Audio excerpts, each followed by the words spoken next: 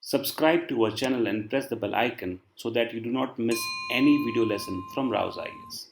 Hello and welcome to Daily News Simplified, an answer to what, why and how of newspaper reading. Today we are going to analyze the Hindu dated 4th of May 2020. Displayed on the screen is a list of articles that we are going to discuss today. Time stamping for the same has been provided in the description of the video. Let's begin our analysis. We have a very important piece of information that is important from the perspective of coming civil service examination. UPSC today has clarified that the examination for coming civil service prelims examination stands deferred. In this context, the banner which is running here, you can see that the civil service prelims examination 2020 scheduled on 31st of May 2020 stands deferred. Decision on fresh date of the examination will be made available on 20th of May 2020 after assessing the situation of COVID-19 pandemic. So all those students who were looking for some kind of clarity from the UPSC has given the clarity now. The examination stands deferred. At the same time, please do not lower your guard. It is very important for you to remember that civil examination is deferred. At the same time, you should keep your preparation in full throttle and should not let anything come in between. Please do attempt more and more tests. Keep revising all those topics and also ensure that the current affairs that is being added in this process is also added to your repository.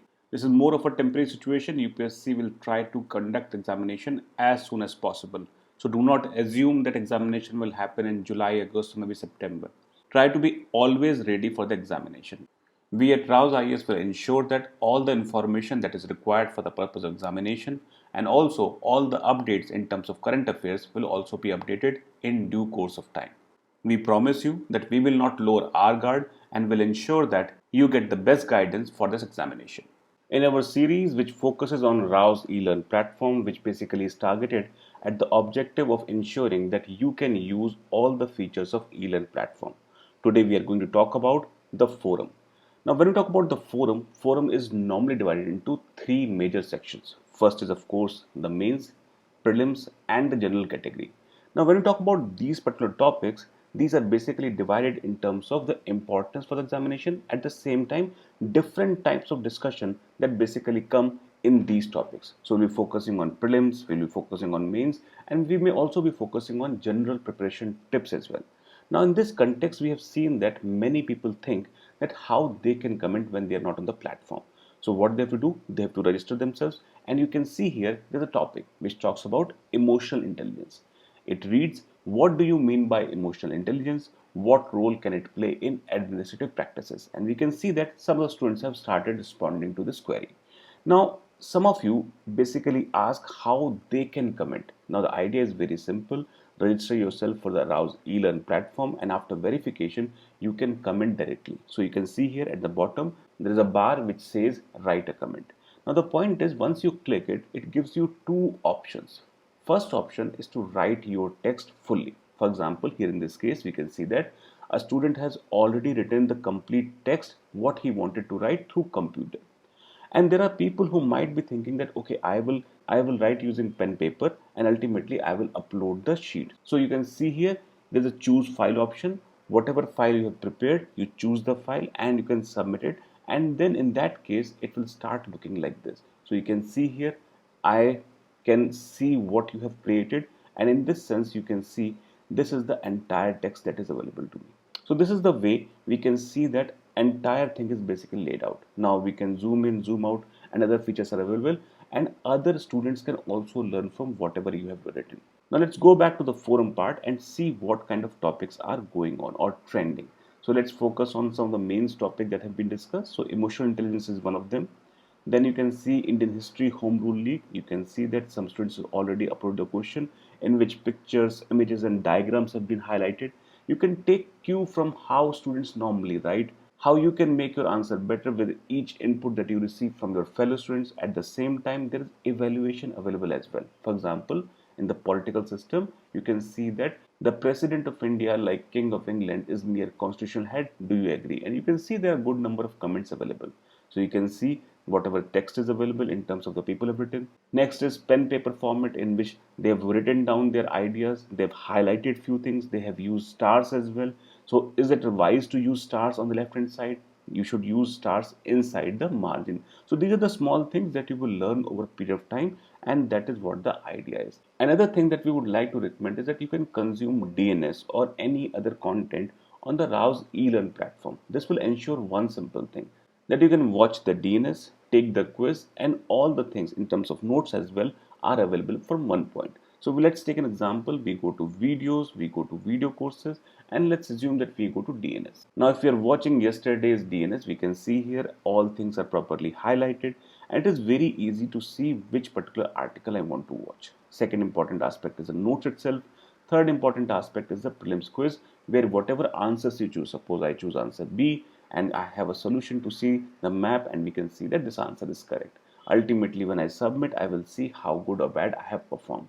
So there is no need to go to multiple platforms. This is something which is available here.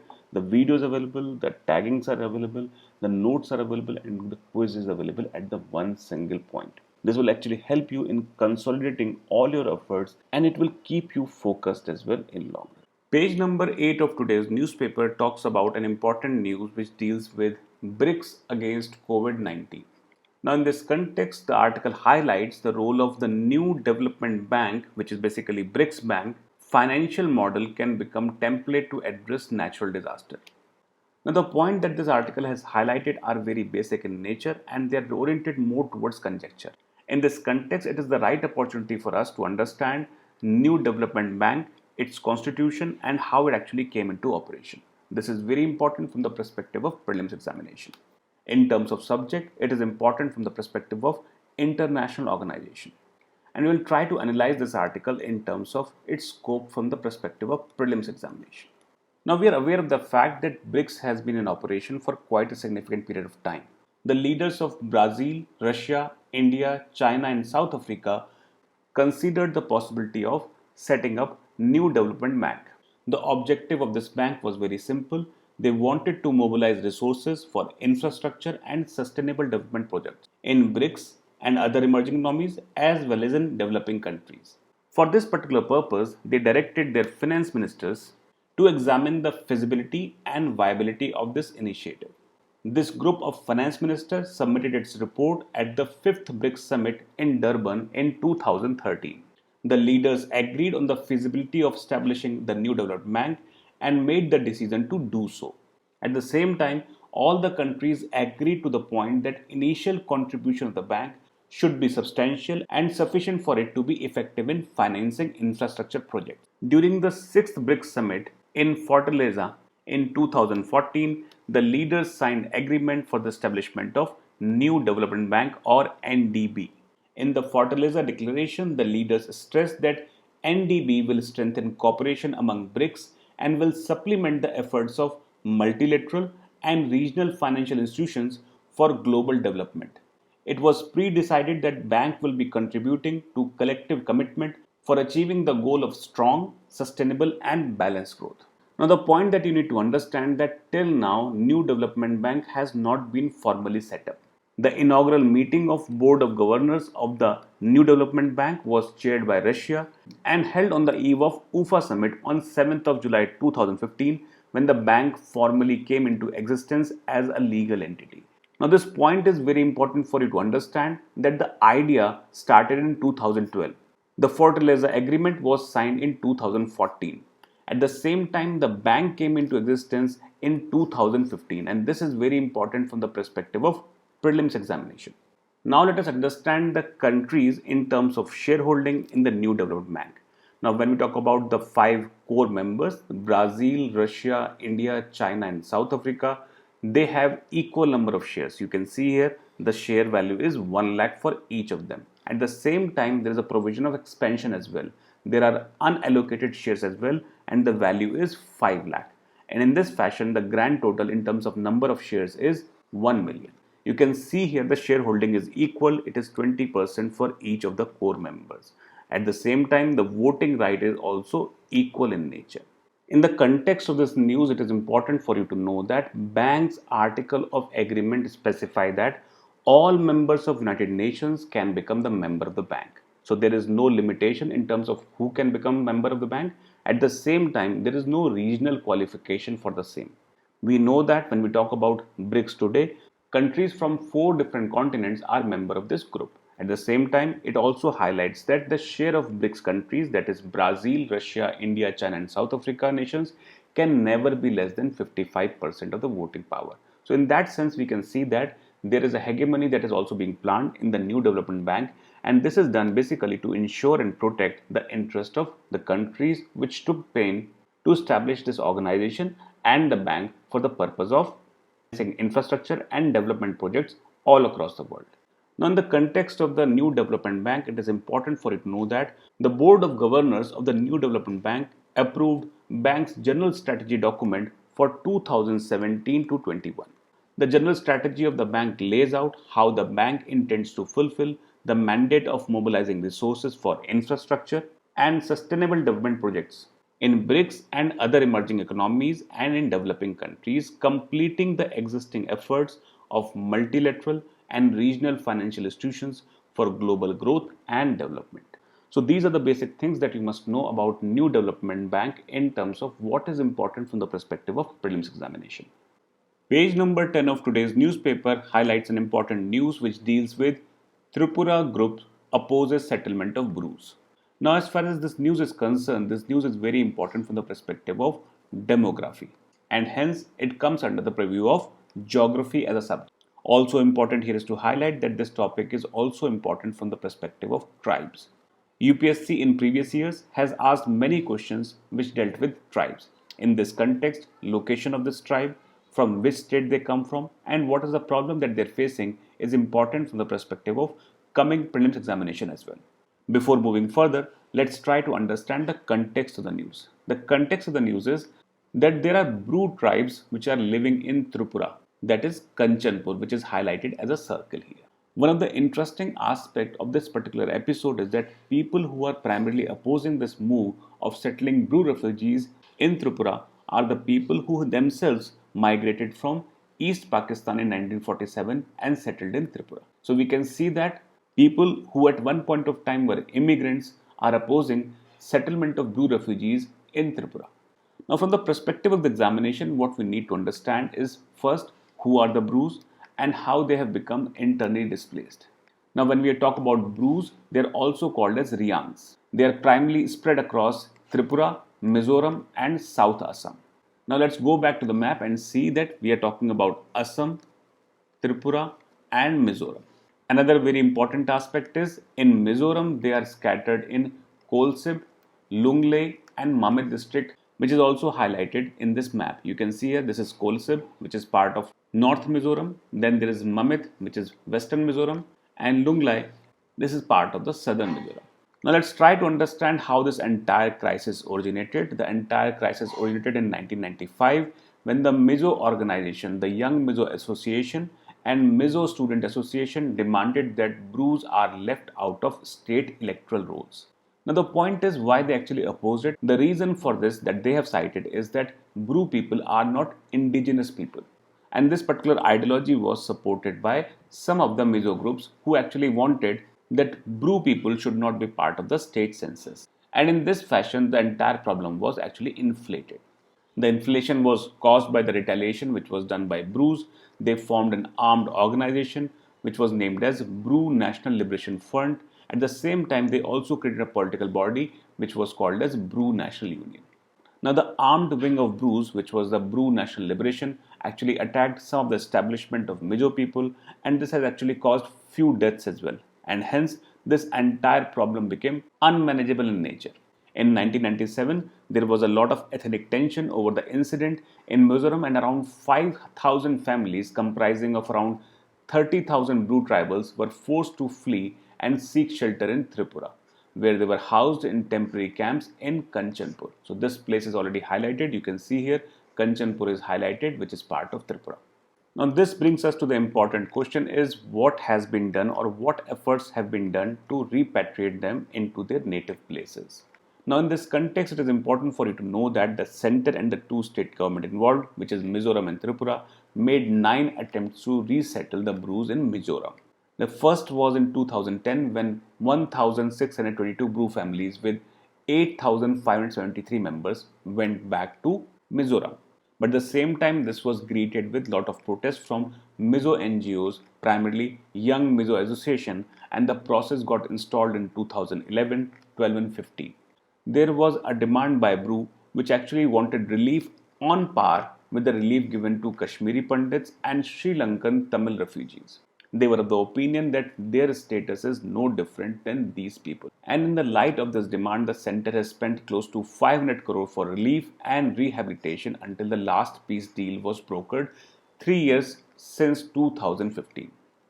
The final package of rupees 435 crore was arrived at in July 2018 and it involved Mizo NGOs besides government concern.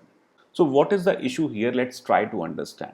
So the issue here becomes complex. We can see here that there is a movement from these districts like Kolasib, Mamit and Lunglai to the place called Kanchanpur in Tripura.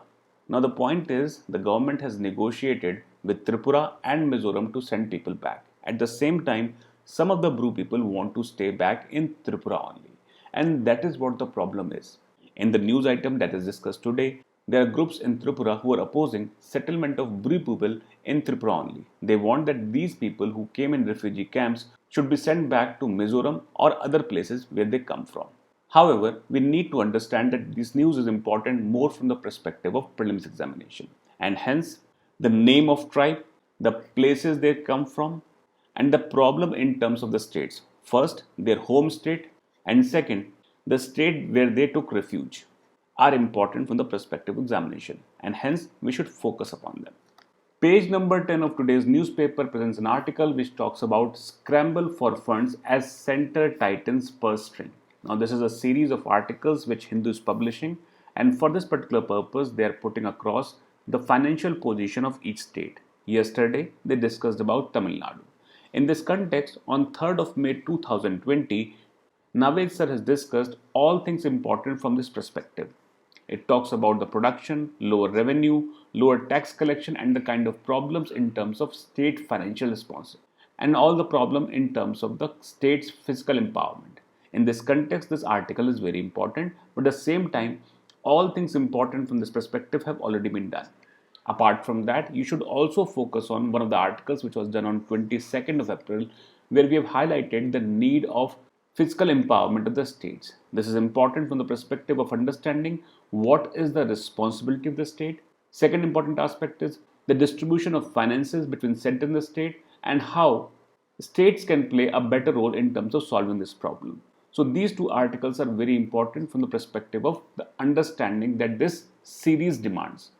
At the same time, you should also focus on economic survey part in which Baswa sir has also discussed about fiscal empowerment of the states and the kind of problems in terms of distribution of resources between the center and state. In this context, today's news is nothing but a repetition of the same story that we have discussed yesterday. Page number 6 of today's newspaper, it talks about India's disease surveillance system needs a reboot. Now, the article highlights that the COVID-19 is lethal for those with compromised immunity, which is brought by age, existing respiratory infection, or essentially because of malnutrition. The author basically highlights that in medical terms, this is called as comorbidity or compromised morbidity. And hence, it is difficult to differentiate between people who are dying because of COVID-19 or dying with COVID-19. It means they're infected, but the disease is not causing their death. Other diseases are causing death which get manifested because of COVID-19. Now in this context, we have done multiple articles in the last few days. For example, on 21, 27th and 29th of April, we have done similar articles which highlight the problems in terms of maintaining the surveillance system to understand how much the disease has impacted the common people. In this context, it is expected that you will go back to the DNS dated 21st, 27 and 29 and go through the basic things that are discussed already. With this, we have come to the question of the day. The question of the day reads, which of the following correctly describe the term herd immunity in context of infectious disease? Option A, immunity towards those diseases which have been already eradicated. Option B, immunity towards that disease which occur every year Option C, resistance to the spread of contagious disease as sufficiently high proportion of population has become immune to the disease. And option D, resistance to the spread of contagious disease as sufficiently high proportion of population has been vaccinated.